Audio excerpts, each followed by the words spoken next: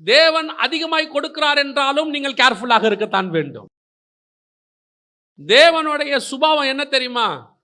பழைய ஏற்பாடு புதிய ஏற்பாடு ரெண்டுத்திலையும் அவர் சொல்லி வச்சிருக்கிறாரு, அன்றன்றுள்ள அப்பத்தை எங்களுக்கு தாரும். அதுதான் கர்த்தருடைய திட்டம்.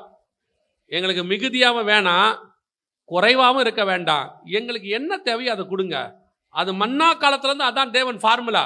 உனக்கு எவ்வளோ வேணும் எடுத்து சாப்பிடு, நாளைக்கு வைக்காத, நாளைக்கு பார்த்துக்கலாம், நாளைக்கு வரும். இன்னைக்கு என்ன தேவை அது வரும். அதிகமாக வருது, நிறையா வருது. ஓ, ஏலி பெரிய ஊழியக்காரரா, சாமுவேல் பெரிய ஊழியக்காரரா? கணக்குப்படி, நம்ம கணக்குப்படி ஏலிக்கு வயசு ஜாஸ்தி, அனுபவம் ஜாஸ்தி. ஆனால் சாமுவேல்கிட்ட தான் கர்த்தர் பேசினார். அல்லேலூயா. பெரிய ஊழியக்காரன் சின்ன ஊழியக்காரன் நீங்கள் ஒருத்தன் கிடையவே கிடையாது. தேவனால் நடத்தப்படுகிறவன், தேவனால் நடத்தப்படாதவன், அந்த ஊழியக்காரங்க தான் இருக்கிறாங்க. அப்போ லோத்து மாதிரி ஆட்களுக்கு ஏன் இவ்வளோ வருது? அப்போ எங்களுக்கு என்ன ஆண்டவரை வச்சிரு? நமக்கு கேட்குறோம்ல, எங்களுக்கு என்ன வச்சிருக்கீங்கன்னு. வாசிங்க ஆதியாகமத்தின் புஸ்தகம் 18ஆம் அதிகாரம் 17-18 வாசிங்க. அப்பொழுது கர்த்தர் ஆபிரகாம் பெரிய பலத்த ஜாதி ஆவதினாலும் அவனுக்குள் பூமியில் உள்ள சகல ஜாதிகளும் ஆசீர்வதிக்கப்படுவதினாலும் நான் செய்ய போகிறதை ஆபிரகாமுக்கு மறைப்பேனோ?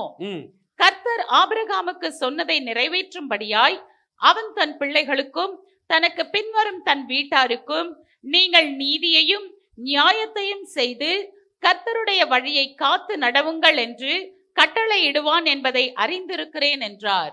லோத்துக்கு அனுகிரகம் கிடைச்சிச்சு, ஆனா ஆபிரகாமுக்கு ரெவலேஷன் கிடைச்சிச்சு. நான் செய்கிறதை ஆபிரகாமுக்கு மறைப்பேனோ. பரலோகம் ஆபிரகாமை நம்புது பாருங்க.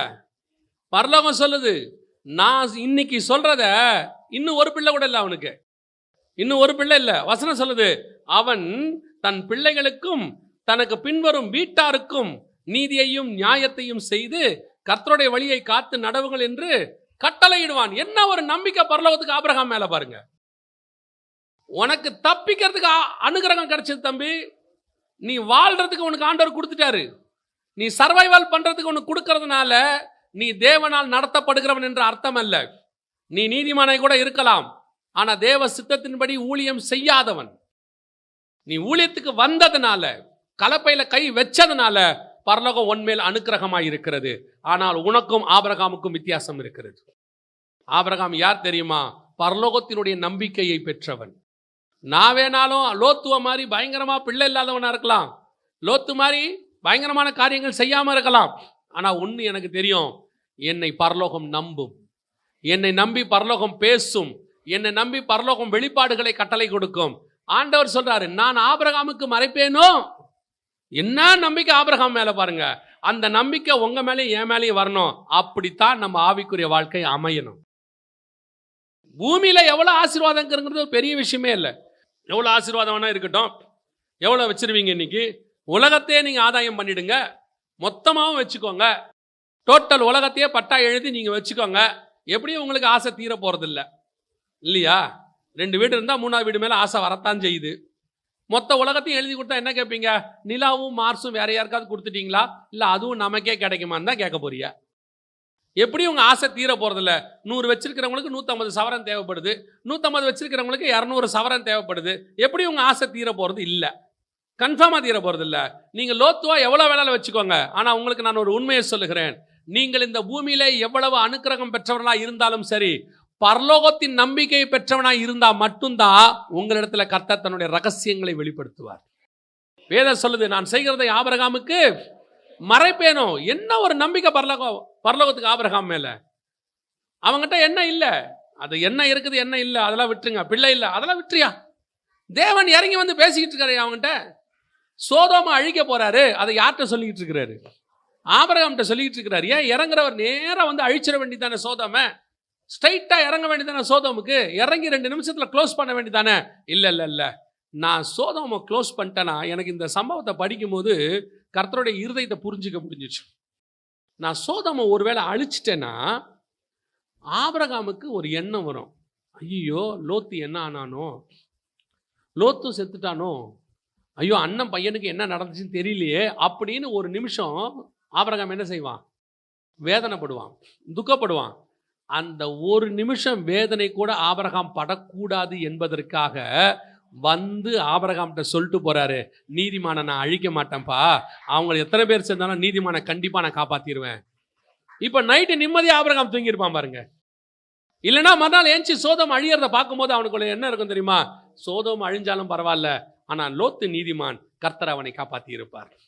இந்த ஆபிரகாமுக்கு சந்தோஷத்தை கொடுக்க, ஆபிரகாம் ஒரு நிமிஷம் கூட துக்கமா இருக்கக்கூடாது என்று கர்த்தர் விரும்புகிறார். பல நேரத்தில் நீங்கள் தேவனுடைய அன்பை உணரணும்.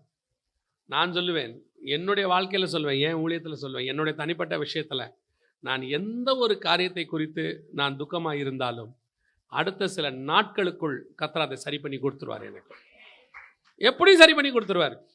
தலை போகிற பிரச்சனையாக இருந்தாலும் சரி, எப்படி ஆண்டவர் காப்பாற்றி கொண்டு வந்து என் கையில் கொடுத்துருவார். ஆண்டவர் இன்னை வரைக்கும் அப்படித்தான். ஒரு சின்ன விஷயமோ பெரிய விஷயமோ நாம் துக்கமாக இருக்க வேண்டும் என்று கர்த்தர் விரும்பவே இல்லை. நம்மகிட்ட ஆண்டவர் சொன்னது கவலைப்படாதிருங்கள் தான் சொன்னார். அதைத்தான் ஆபிரகாமுக்கு எதிர்பார்க்கிறாரு. அதைத்தான் உங்களுக்கும் செய்ய கர்த்தர் விரும்புகிறார்.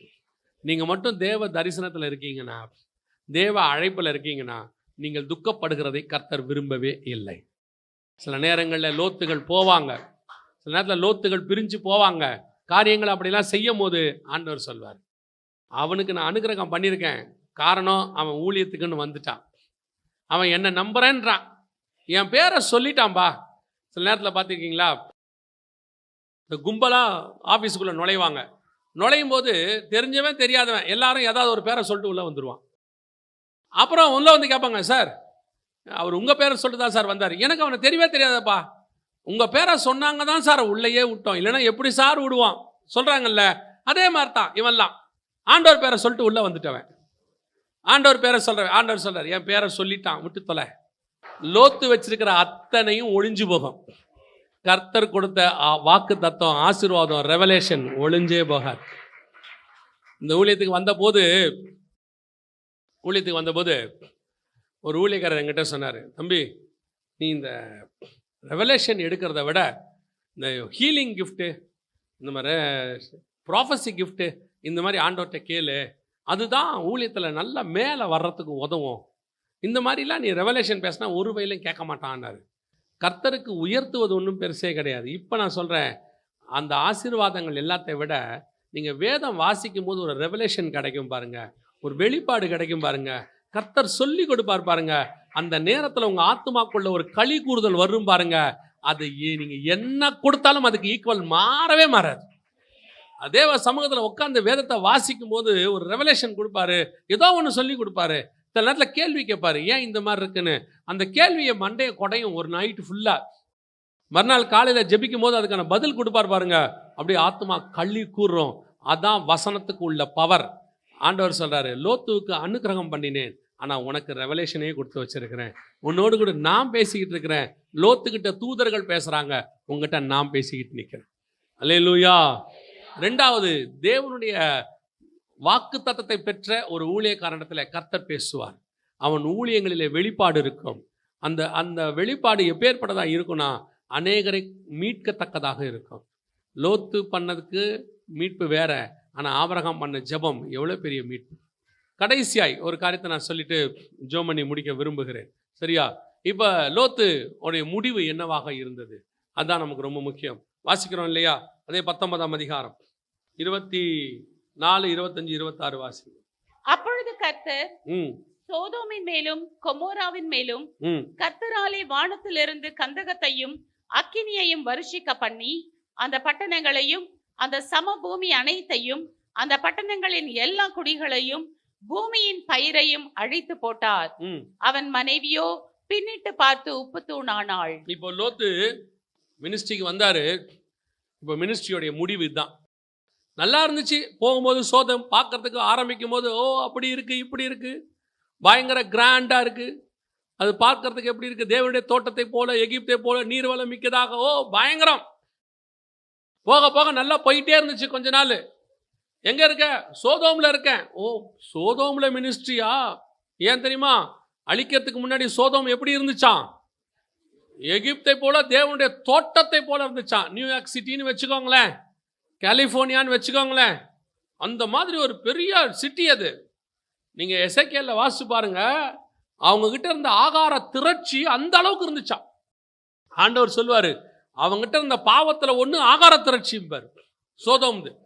அந்த அளவுக்கு பயங்கர வெல்த், செம்மையா வாழ்ந்துட்டு இருக்கான். மினிஸ்ட்ரி சூப்பரா போயிட்டு இருக்கு. ஒரு நாள் நியாய தீர்ப்பு வந்தது. நியாய தீர்ப்பின் நாளில் லோத்து புறப்படும் போது பார்க்கிறாரு, அவர் அங்க எதெல்லாம் மேன்மை நினைச்சாரோ எல்லாம் போயிடுச்சு. எதெல்லாம் அவர் தங்க சம்பாரிச்ச நினைச்சாரோ எல்லாம் போச்சு. இப்போ புறப்பட்டு அவர் வெளியே வரணும். வெளியே வரும்போது 3 பேரோட வெளியே வராரு. வந்து முடிச்சு கடைசியா ஒரு இடத்துல திரும்பி பார்க்கறாரு, 2 தான் இருக்கு, 1 காணோம். 3 நினைச்சுக்கிட்டு வந்தாரு. வந்து பார்த்தா, யோசிச்சு பாருங்க, லோத்துவின் மேல ஆபிரகாமுக்கு என்ன ஒரு பெரிய நம்பிக்கை பாருங்க. ஆபிரகாம் ஆண்டவர்கிட்ட கேட்டுக்கிட்டே வராரு, 50 பேர் இருந்தால் அழிப்பீரோ, 40 பேர் இருந்தால் அழிப்பீரோ. எத்தனையில வந்து நிறுத்தினாரு? 10ல் வந்து நிறுத்தினார். அதாவது ஆபிரகாமுக்கு என்ன நம்பிக்கை, லோத்து என்ன பண்ணியிருப்பான், ஒரு 10 நீதிமானாவதி அங்கே என்ன பண்ணியிருப்பான், உருவாக்கி இருப்பான், செஞ்சிருப்பான் அப்படின்னு சொல்லி லோத்தின் மேல ஒரு நம்பிக்கை. அதுக்கு மேலே அவர் நிறுத்திட்டார், கேட்கல. கர்த்தர் சொல்லலை ஆபிரகாம் இதான் லாஸ்ட்டு, இதுக்கு மேலே நீ பேசக்கூடாதுன்னு கர்த்தர் சொல்லலை. ஆபிரகாம் தான் சொன்னார், ஆண்டவரே இன்னும் ஒரு விசை நான் பேசுகிறேன் அப்படின்னு சொல்லிட்டு 10ஓட நிறுத்திட்டார். என்ன ரீசன்னா, ஆபிரகாமுக்கு ஒரு நம்பிக்கை, ஓ லோத்து எப்படியும் ஒரு 10 பேராவது இருப்பாங்க. லோத்து மனைவி 2 பிள்ளைங்க, வேலைக்காரங்கள்லாம் சேர்த்தா. ஏன்னா ஆபிரகாம் வேலைக்காரங்களுக்கும் விருத்த சேதனம் பண்ணுறவன். ஆபிரகாம் யாரு? வேலைக்காரங்களுக்கும் சேர்த்து விருத்த சேதனம் பண்ணுறவன். தன் வீட்டார் அந்நியர் யார் யாரெல்லாம் கூட இருக்கிறாங்களோ எல்லாரையும் சேர்த்துருவான். ஸோ அந்த மாதிரி தான் லோத்தும் பண்ணியிருப்பாரு போல.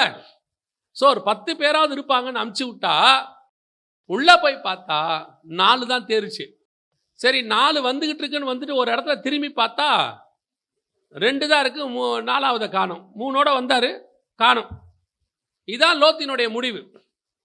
ஊழியத்தை ஆரம்பிக்கிறது முக்கியம் இல்லை, எவ்வளவு படாடோபமா இருக்குன்றது முக்கியம் இல்லை, எவ்வளவு ஜனங்க பேர் புகழ்றாங்கன்றது முக்கியம் இல்லை, எப்படி முடிக்கிறோம் என்பதுதான் ஊழியத்தினுடைய மிக முக்கியமான காரியம். விசுவாசத்தை துவக்கிறவரும் முடிக்கிறவரும். நிறைய பேர் ஓடினாங்க, பாதியிலே ஓடிட்டாங்களாமா. பவுல் சொல்றாரு, தேமா பிரபஞ்சத்தின் மேல் ஆசை வைத்து என்னை விட்டு விலகி போனான். தொடங்கினவங்க எத்தனை பேர் இருக்கிறாங்க? நல்ல பாட்டு ஒன்று இருக்கு, ஓட்டம் தொடங்கின பேர்கள் அதிகம், மெட்டம் மெதுவாய் போனால் கூட்டம் நிறுவாய். ஒரு நல்ல பாட்டு இருக்குது. கூட்டம் புதிது என்று சிலர் கூறினார், நாட்கள் போனதால் பலர் வாட்டம் அடைந்தார். ஆரம்பிக்கும் போது அப்படியே நல்ல ஒரு வேகம், பயங்கர ஜாலி, சந்தோஷம். ஓ ஊழியம் அப்படி போகுது இப்படி போகுது. ஒரு 10 பேர் வந்துடுவாங்க டக்குன்னு ஆரம்பித்த உடனே. பார்த்தீங்களா, இதான் காட்ஸ் வில். வந்த உடனே அப்படியே 10லேயே நிற்கும். ஆண்டவர் கூப்பிட்ட ஊழியம் வேறு. இப்போ ஆபிரகாம் ஒரு நாள் தேசத்தை விட்டு போக வேண்டிய சூழ்நிலை வந்தது. ஆபிரகாமுடைய சந்ததி தேசத்தை விட்டு போக வேண்டிய சூழ்நிலை வந்தது. எவ்வளோ பேர் போனாங்க பாருங்களேன், வாசிங்க.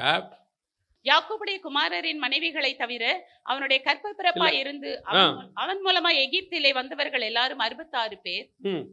அடுத்து யோசேப்புக்கு எகிப்திலே பிறந்த குமாரர் 2 பேர். ஆக எகிப்துக்கு போன யாக்கோபின் குடும்பத்தார் 70 பேர். எத்தனை பேர் போனாங்க? 70 பேர் போயிருக்கான் பாருங்க. ஒரே ஒருத்தனா உள்ளே நுழைஞ்சான் கானானுக்குள்ள, அவனும் அவன் மனைவியுமா. ஒரு நாள் வெளியே போகும்போது 70 பேராக வெளியே புறப்பட்டு போனார்கள். அந்த 70 பேர் 5.5 லட்சம் புருஷராய் மாறினார்கள். அந்த 5.5 லட்சம் புருஷர் தான் இன்னைக்கு உலகம் முழுவதும் இத்தனை ஆவிக்குரிய இஸ்ரவேலர்களாக மாறி இருக்கிறோம். அந்த ஆபிரகாமின் சந்ததி கிறிஸ்து இயேசுவின் மூலமாக புறஜாதியார் கொள்ளும் வந்திருக்கிறது. அல்லேலூயா. லோத்துவின் சந்ததி எங்க? லோத்துவின் சந்ததி 2 பேர். அந்த 2 பேருமே என்னவாயிட்டாங்க? தேவனை விட்டு தூரம் போயிட்டாங்க. 10 தலைமுறை கழிச்சு சேர்த்துக்கொள்ளப்பட்டாங்க. ஒரு சந்ததி மோவாபியர் சேர்த்துக்கொள்ளப்பட்டாங்க ரூத்து வழியாக. அம்மோனியர்கள் இன்னும் பிரச்சனையாகி போச்சு. எதுக்கு சொல்கிறேன்? ஊழியம் ஆரம்பிக்கிறது முக்கியம் இல்லை, எப்படி முடிக்கிறோங்கிறது தான் முக்கியம். ஆனால் ஊழியம் எங்கே போகிறது, என்ன முடிக்க போகுது, அதான் முக்கியம். யார் வேணாலும் தொடங்கலாம். ஒரு நாள் போய் நிற்கிறாங்க எல்லாரும் ஒரு இடத்துல போய், உம்முடைய நாமத்தினாலே பிசாசுகளை துரத்தணும் அல்லவா, தீர்க்க தரிசனம் உரைத்தோம் அல்லவா.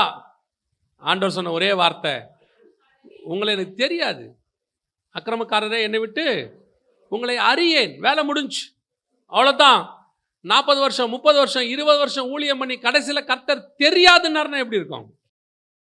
அப்படின்னா என்ன அர்த்தம்? கர்த்தர் பொய் சொல்லுவாரா? பொய் சொல்ல மாட்டார். அப்போ தெரியாதுன்னா என்ன அர்த்தம்? உங்களை அறியன்னா என்ன அர்த்தம்? என் ஐ சைட்லேயே நீங்கள் இல்லைன்னு அர்த்தம். நான் என்னுடைய பார்வைக்கே நீங்கள் யாருமே இல்லை. எல்லாம் நீங்களாம் வேற எங்கேயோ ஊழியம் பண்ணியிருக்கீங்க. இல்லைப்பா, உங்கள் நாமத்தை தான் யூஸ் பண்ணோம். யூஸ் பண்ணியா? என் நாமத்தில் எல்லாம் கிடைக்கும்னு சொன்னா கிடைச்சிச்சா? Right, okay, finish. அதற்கான பலன் இங்கேயே கொடுத்துட்டேன் உனக்கு. நீ செஞ்ச வேலைக்கான பலன் இங்கேயே கொடுத்துட்டேன். ஆனால் உங்களுக்கும் எனக்கும் இங்கே பலன் என்ன தெரியுமா? ஆத்துமாக்களைத்தான் கர்த்தர் பலனாக வைத்திருக்கு. அவங்கள மாதிரி நமக்கு இங்கே பெருசாக ஒன்றும் இருக்காது, இருக்கவும் வேண்டாம். நான் சொல்கிறேன், நமக்கு என்ன தேவையோ அது இருந்தால் போதும். தேவைக்கு வச்சுக்கிறது தப்பு இல்லை. இன்னொரு குரூப் இருக்கு, அவன் தேவைக்கு வச்சுக்காம ஊழியத்துக்கு கொடுத்து பண்ணுறவங்க இருக்காங்க, மிஷினரிகள். அவங்கள விட்டுருங்க, அந்த இடத்துக்கெல்லாம் கற்பனை கூட பண்ண முடியாது நம்மளால்.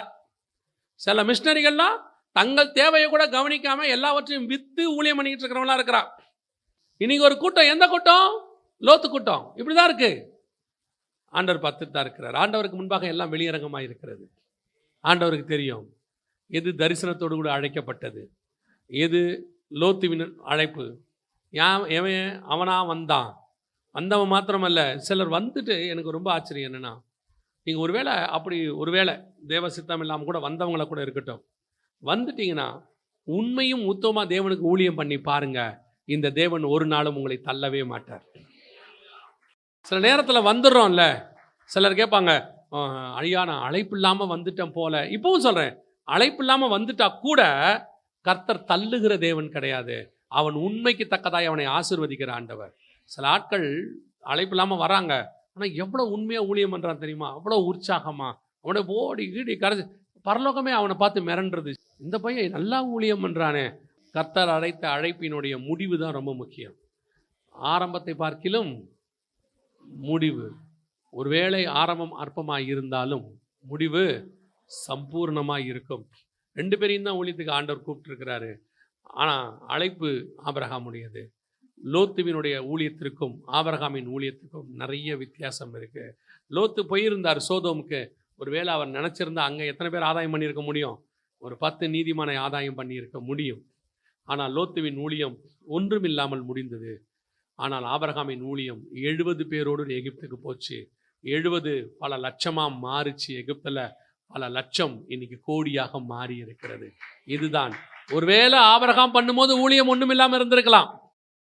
ஆபிரகாம் பண்ணும்போது என்ன தெரியுமா? ஆபிரகாம் முடிக்கும் போது என்ன தெரியுமா? வசனத்தின்படி கணக்குப்படி எபிரேயரில் வாசிக்கிறோம் 11. ஆபிரகாம் ஈசாக்கு யாக்கோபு என்பவர்களோடு கூட கூடாரங்களில் குடியிருந்தான்னு இருக்கு. அப்படி அர்த்தம் என்னன்னா, ஆபிரகாம் சாகும்போது யாக்கோபு பிறந்துட்டார். ஆபிரகாம் சாகும்போது யாக்கோபுக்கு ஒரு 15 வயசு கணக்குப்படி. ஸோ ஆபிரகாம் முடிக்கும் போது பார்த்தா பையன் பேரன் இந்த அளவுக்கு தான் இருக்குது. ஈசாக்குக்கு 2 பசங்க, ஒன்று ஏசா, இன்னொன்று யாக்கோபு. 2 பேருக்கும் 15 வயசு தான், கல்யாணம் ஆகலை. அப்போ ஆபிரகாம் பார்த்தது என்ன? பையனை பார்த்தாரு, 2 பேர பிள்ளைகளை பார்த்துருக்கிறார். மறுமனையாட்டிகளுடைய பிள்ளைகள் அது வேற. கர்த்தர் வாக்கு பண்ணினதில் ஒரு 3 பேரை தான் பார்த்தாரு. ஆனால் இன்னைக்கு ஆபிரகாமின் ஆசீர்வாதம் கிறிஸ்து இயேசுவின் வழியாக புறஜாதியாருக்குள் வந்து உலகம் முழுவதும் கோடிக்கணக்கான பிள்ளைகள். இதுதான் ஆபிரகாம் ஊழியத்தினுடைய முடிவு. இந்த முடிவு தான் உங்களுக்கும் எனக்கும் இருக்கணும். இன்னைக்கு நம்ம எத்தனை பேரை மினிஸ்ட்ரியில் பார்க்குறோங்கிறது முக்கியம் இல்லை, எத்தனை பேரை உருவாக்கிக்கிட்டு போகிறோங்கிறது தான் நமக்கு ரொம்ப முக்கியம்.